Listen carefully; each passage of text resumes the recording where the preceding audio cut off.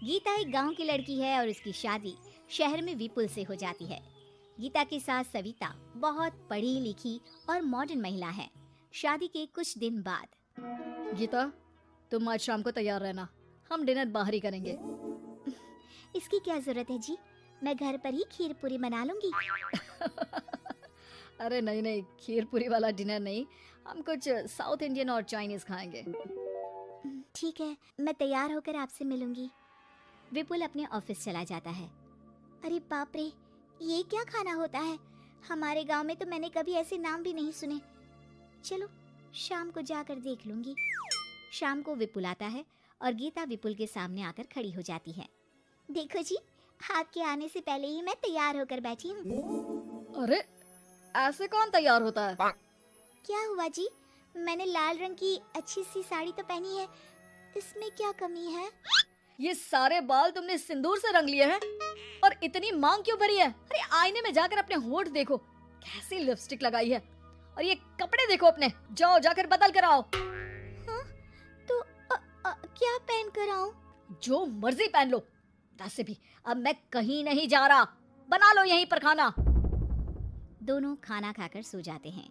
अगली सुबह विपुल, कल तुम कहीं बाहर जाने वाले थे ना? हाँ, जाने वाला तो था, लेकिन मॉम आपने भी पता नहीं किस गंवार को मेरे साथ बांध दिया है। गुप्ता जी ने बोला था कि बहुत बढ़िया लड़की है, लेकिन ये तो मरा हुआ सांप गले में लटका लिया है।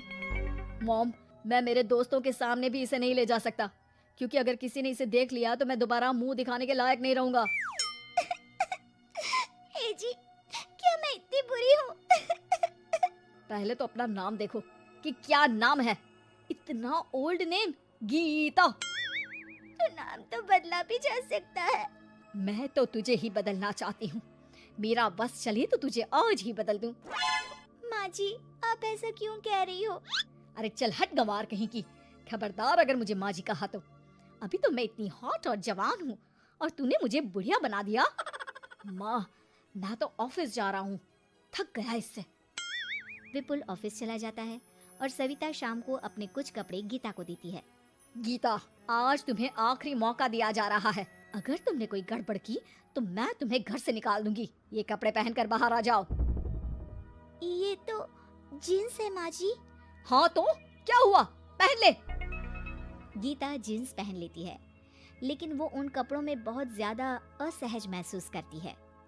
आज मेरे साथ बाहर चल, तुझे शहर के तौर तरीके सिखाऊंगी, लेकिन ध्यान रहे कि जैसा बताऊं ऐसा ही करना है। सविता गीता को लेकर मैकडी पहुंच जाती है और वहां 2 बर्गर मंगाती है।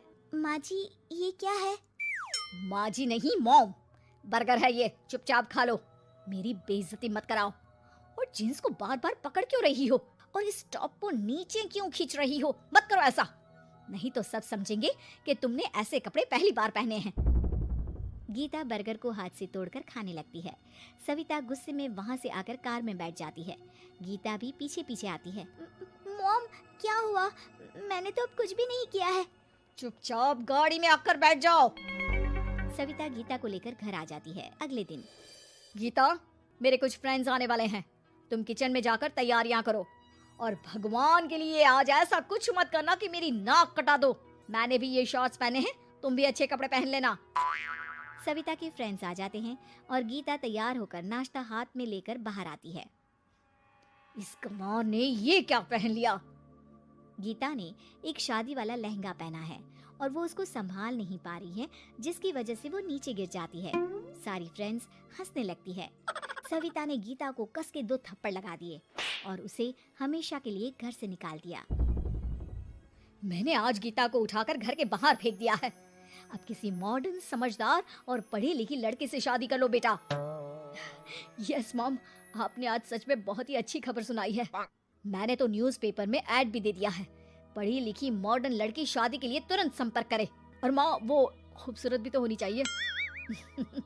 डियर सन, मैंने उसमें सब कुछ लिख दिया है। सविता और विपुल बहुत खुश होते हैं। न्यूज़पेपर के इश्तिहार के बाद बहुत सारी लड़कियों ने विपुल को कांटेक्ट किया। विपुल, तुझे पूरा 1 महीना हो गया है, इतनी सारी लड़कियां आ रही है, तो किसी को फाइनल पसंद क्यों नहीं कर लेता? मॉम, मैं कुछ बेहतर की तलाश में हूँ, वैसे आप फिक्र ना करो, आज भी एक लड़की मुझसे मिलने आने वाली है। अगर पसंद आ गई तो मैं उसे घर ले आऊंगा। विपुल लड़की से मिलने चला जाता है। कैफे में विपुल जाकर बैठ जाता है और देखता है कि बहुत ही खूबसूरत लड़की नैना सामने से आ रही है। हेलो। हाय, माई सेल्फ नैना। दोनों खूब सारी बातें करते हैं और विपुल को नैना पसंद आ जाती है। वो उसे घर लेकर आ जाता है। मॉम, जल्दी बाहर आओ। देखो तो, मैं तुम्हारे लिए एक मॉडर्न बहू ले आया हूँ, जो बहू कम आपकी फ्रेंड ज्यादा रहेगी। अरे वाह, तो फाइनली तुझे लड़की पसंद आ ही गई। हाँ मॉम, पसंद क्यों नहीं आती? पढ़ी लिखी है, मॉडर्न है, बाहर घूमने में परफेक्ट है और ड्रेसअप का सलीका भी पता है उसे। तो फिर शादी की तैयारियां शुरू की जाए। ओहो मॉम, मुझे वो सब नहीं करना है। बैंड बाजे एंड ऑल। कोर्ट में चलकर कोर्ट मैरिज कर लेते हैं ना। ठीक है डियर, मुझे कोई प्रॉब्लम नहीं है। सविता कोर्ट में ले जाकर विपुल और नैना की शादी करा देती है। शादी के कुछ दिन बाद मैं तो बहुत खुश हूँ। मेरे सारे फ्रेंड बहुत तारीफ करते हैं कि वाइफ बहुत ज्यादा मॉडर्न है। ऐसा लगता है जैसे फॉरेन से आई हो। सिर्फ ये मॉडर्न है, लेकिन इसे कुछ भी काम नहीं आता बेटा। घर का सारा काम मैं करती हूँ, खाना भी मैं बनाती हूँ। ये तो बस मेकअप में ही लगी रहती है। मॉम, आप मेरी नैना के लिए कुछ भी मत बोलिए। अगर उसे खाना बनाना नहीं आता तो क्या हुआ, फोन चलाना तो आता है। वो स्विगी जोमेटो से खाना ऑर्डर करके भी तो मंगा सकती है।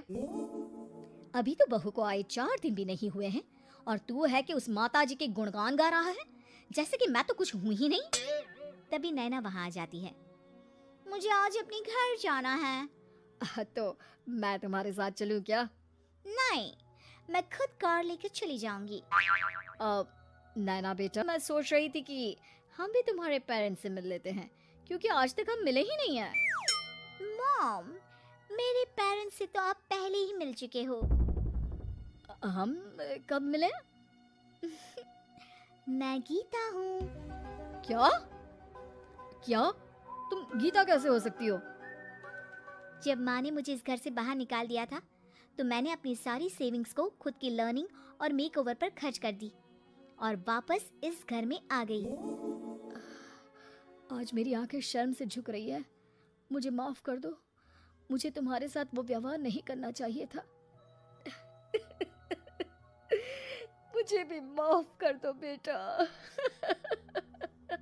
सविता और विपुल अपनी गलती को सुधार लेते हैं और अब गीता को बहुत अच्छे से रखते हैं।